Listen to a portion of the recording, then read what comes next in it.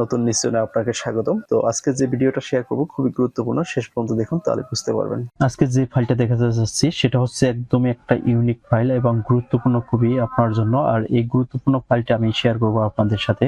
আর এটার কি কি ফিচার আছে ফুল ফিচারটা আমি এই ভিডিওতে শেয়ার করব। এই ফাইলটা তৈরি করতে আমার প্রায় এক সপ্তাহ চলে গেছে। আর এই ফাইলটা দিয়ে আপনি কি করতে পারবেন, এখানে যে স্টক ম্যানেজমেন্ট ফাইল, এখানে হচ্ছে আপনার যদি কোনো স্টোর থাকে বা কোনো বিজনেস থাকে সেই বিজনেসটাকে একটা ফাইলের মাধ্যমে ম্যানেজ করতে পারবেন। সাপোজ ধরুন আপনার একটা দোকান আছে, দোকানে যদি 100 আইটেম থাকে বা 50টা আইটেম থাকে, সেখানে যে আইটেমগুলো আপনি সেল করতেছেন প্রত্যেকটার ধরুন আপনার ওপেনিং স্টক মানে হচ্ছে আপনার বর্তমান যে স্টকটা আছে, এবং পারচেজ হচ্ছে নতুন করে যেটা কিনতেছেন, আর সেল হচ্ছে যেটা আপনার স্টোর থেকে বিক্রি করতেছেন। এই পারচেজ, ওপেনিং স্টক এবং সেলস এগুলো সবকিছু আদান প্রদান করার পরে বর্তমান যে কারেন্ট স্ট্যাটাস আছে সেটা আপনি এখানে দেখতে পাবেন। এখানে যদি কোনো একটা স্টকের মাল আপনার কমে যাচ্ছে, সেটা আপনি দেখতে পাবেন যে অটোমেটিক রেড সিগন্যাল হয়ে দিবে যে এখন আপনার স্টকে এটা ইনহাউস করা দরকার। তো এটা আপনি এই ফাইলের মাধ্যমে বুঝতে পারবেন যে এখন আপনার স্টক ফুরিয়ে আসছে, আপনার স্টকে এই আইটেমটা উঠানো দরকার।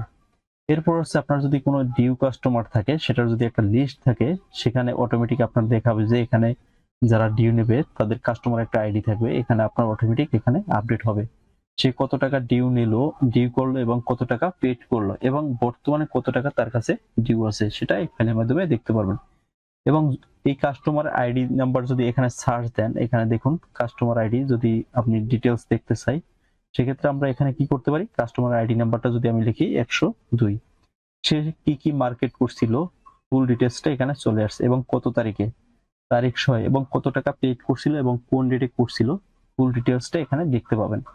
আর এখানে হচ্ছে কোন মাসে আপনার সেলস বেশি ছিল সেই একটা গ্রাফ এখানে দেয়া আছে। এই গ্রাফ দেখে আপনারা বুঝতে পারবেন কোন মাসে আপনার সেলস বেশি এবং কম হয়েছে।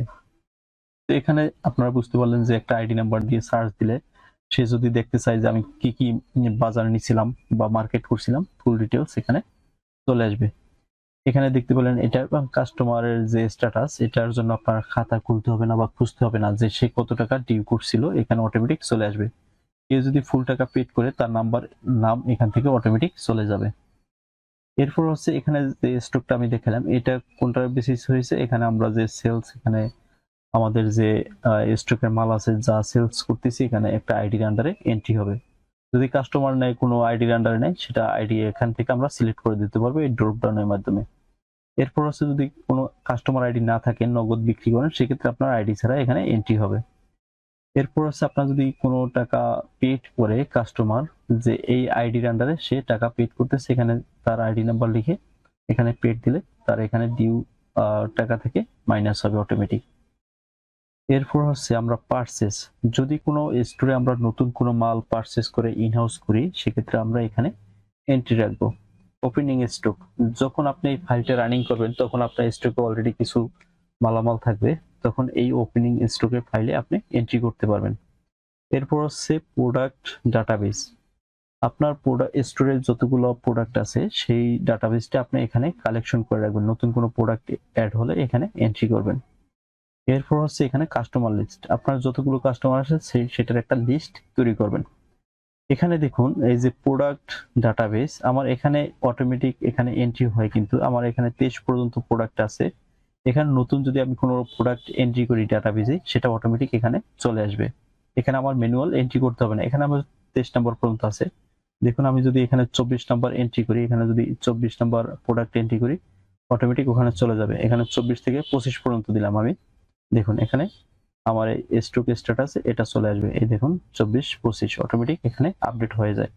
এখানে আমি ডিটেলস লিখি নাই, যদি আমার ডিটেলসটা লিখি সাথে সাথে আমার এখানে ডিটেলস আপডেট হবে। দেখুন আমি এখানে ডাটাবেজে যদি ডিটেলস আপডেট করি, এখানে দিলাম ইয়ার, এটা যদি কেজি দিই, যে কোনো একটা আইটেমের নাম লিখে দিলাম, এখানে দিলাম আর এখানে দিলাম পিসিএস।